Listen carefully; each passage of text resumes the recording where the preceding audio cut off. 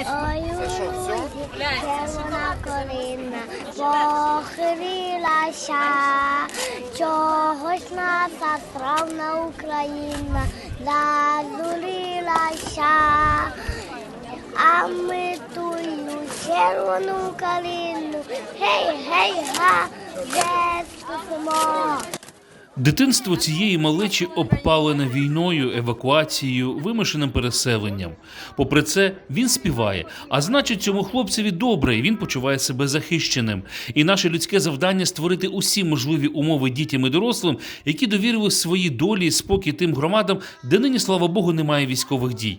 Особлива увага дітям, які, як ніхто, потребують активної психологічної підтримки. Завдання влади стоїть незмінним – це забезпечити умовами і проживання, і харчування в першу чергу для цих дітей. А перед нами, фахівцями, це є організувати комплекс заходів для психологічної підтримки. Дуже мені хотілося, щоб батьки розуміли важливість цієї роботи фахівців, наших психологів, і ми, звичайно, над цим працюємо. Погребищенська територіальна громада прихистила сьогодні майже 8 тисяч внутрішньопереміщених осіб, понад 2 тисячі з яких – діти. Це найбільша чисельність серед громад області. Якщо ж проаналізувати від самих перших днів війни, то транзитом щодня тут проходило понад 100-300 осіб. За весь період майже 20 тисяч. Багато хто прибув в надскладних умовах. 24-го у нас зранку почалося, а 25-го ранку у нас в сусідньому дом зруйнувався, то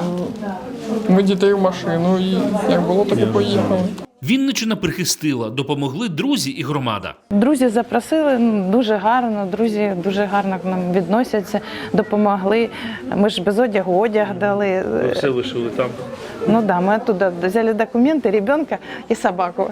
І нас муж привіз сюди, а сам повернувся до Харкова. Кожна життєва історія цих людей автентична, але після 24 лютого усі вони об'єднані спільною бідою, яка і звела їх у погребищі. В громаді на високому рівні налагоджено побут внутрішньопереміщених осіб. Усі вони розселені як по приватних будинках, по родинах, так і в 42-му вищому професійному училищі. Також є і в дитячих садочках. Проводиться триразове харчування, організовано надання гуманітарної допомоги. Одразу ж було створено гуманітарний штаб, де концентрується усе необхідне. Погребищенська громада прийняла усіх як своїх. Тут переселенці із Київської області, з Миколаївської, з міста Слов'янськ. І саме дуже багато дітей. І це північ Вінницької області. І коли люди масово евакуювалися з Київської області, де відбувалися активні бойові дії, це перші два міста, Оратів і Погребище, які прийняли тоді на себе найбільшу кількість людей. І щодня тут дуже багато було переселенців, які транзитом їхали далі на Західну Україну. І загалом транзитних тут було 15 тисяч людей. Тому хочу подякувати громаді, яка з душею приймає цих людей, надала їм прихисток, житло, харчування і разом до перемоги. Обласний гуманітарний штаб узагальнює інформацію відносно того, яка громада чого і скільки потребує, хто із структур чи фондів надав чи готовий надати допомогу, яку саме, а хто і що вже отримував і так далі. Погребищенська громада заповнила заявку і отримала нещодавно усе необхідне – харчові набори, засоби гігієни, постільне приладдя, іграшки, дитячий одяг та розвиваючі набори. Голова громади каже, що від самого початку війни вони самотужки налагодили виробництво продуктів для переселенців. Утім, надана допомога від обласної військової адміністрації – це велика підтримка для поповнення ресурсу. З продуктами харчування завдяки підтримки сільгоспвиробників і коштів місцевого бюджету ми справилися. Ми забезпечили, ми почали робити свою крупу, олію почали свою робити, муку. Ми заготовили до 50 тонн муки, десятки тонн крупи, олії. Все це ми робили власними силами і розвозили по наших об'єктах, де вони знаходилися, і ми їм могли дати нормальне харчування. Звісно, і частина громад, старостатів зібрали там продукти харчування, яке необхідно, картоплю, сало, все збирали всенькою громадою. Наразі знову про дітей. Для них було влаштовано виставу обласного театру ляльок «Веселе мишеня», а також великий комплекс психологічних занять та розвиваючих тренінгів по вікових групах. Саме діти найбільш чутливі. Вони скупі у спілкуванні, проте про їхні почуття говорять їхні малюнки. Це Ірпінь, отут Овчиця, це Гостомель, це Буча, це Чорнобаївка. і тут десь Буча. І ти намалював так, що наші війська Збройних сил України перемагають. Да. В першу чергу наші заняття націлені на розвиток емоційно-вольової сфери. Тобто ми маємо повернути дитині приємні, позитивні емоції. Ми маємо забрати ті негативні або вималювати негативні емоції на папері, залишити їх, перефарбувати в яскраві фарби, наше сучасне життя, теперішнє життя. Тобто дітей теж націлити на радісні моменти, на те, щоб дитина розуміла, де батько зараз, коли він повернеться до дитини. Тому що дуже багато таких моментів, на які і ми не можемо дати відповідь дитині. Ті ж з дітей, хто старші, вже потрохи освоїлись і навіть господарюють на землі. Цілими днями чим займаєтесь?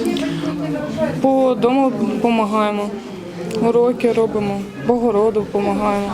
Да, перший раз в житті посадили От я ж картоплю. хотів запитати, да? Тобто Бо вже ми опанували взагалі, да, ми господарство, взагалі так? нічого не вміли, а вчора вже картоплю садили.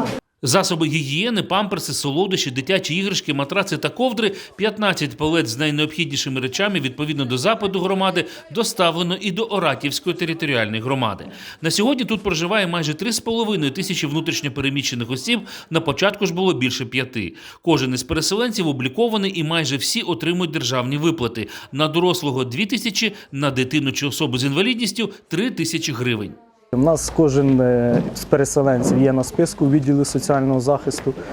Слідкуємо, фактично половина вже отримала виплати від сусідньої продовольчої програми ООН. Половина, певно, також вже отримали і виплату від держави. Ми з ними спілкуємося, тим, кому потрібно, допомагаємо персонально. Є в нас багато і жилих будинків, де ми поселили, де самостійно зробили ремонт за допомогою сусідів, за допомогою фермерів, підприємців, де живуть не одна сім'я. Під час таких поїздок влада області також здійснює моніторинг фінансових виплат із боку фондів-партнерів, які підтримують українських переселенців. Вони на сьогодні в своїй активній фазі.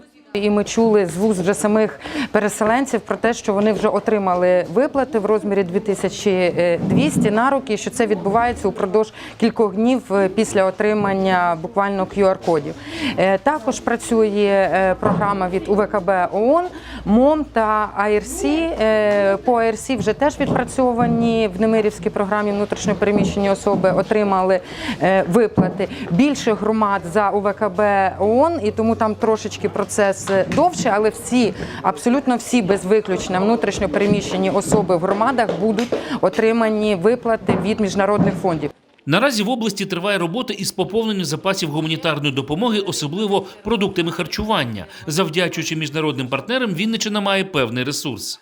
Кількість партнерів не збільшилася, вони ті ж самі, але за потреби ми надсилаємо їм листи. Дуже погано, що ворог б'є по наших ЖД тягових підстанціях. Це є проблема в логістиці по саме ЖД-транспортом. Тому залишається автомобільний транспорт, і саме автомобільним транспортом намагаємося поповнювати склади з продуктами харчування, засобами гігієни, засобами першої необхідності. Важливо у цій тонкій делікатній справі підтримка з усіх сторін. І від того, наскільки ми будемо згуртовані морально, ресурсно, духовно, залежатиме стан внутрішньо переміщених осіб, їхнє ставлення до нових людей, нових обставин життя. Адже кожен із них по-своєму вірить у своє диво, яке має один фінал – перемога, мир і повернення додому. Мене бабушка колись, коли я маленька була, захищала. І я, коли це все почалося, приїхали ми сюди, я руки вгору підняла, і кажу, бабушка, захисти, наш будинок цілий. Слава Богу. Слава Богу. Є куди повернутися. Є куди повернутися. Тримайтесь, все буде добре. Все буде Україна. Департамент інформаційної діяльності і комунікації з громадськістю Вінницької обласної військової адміністрації.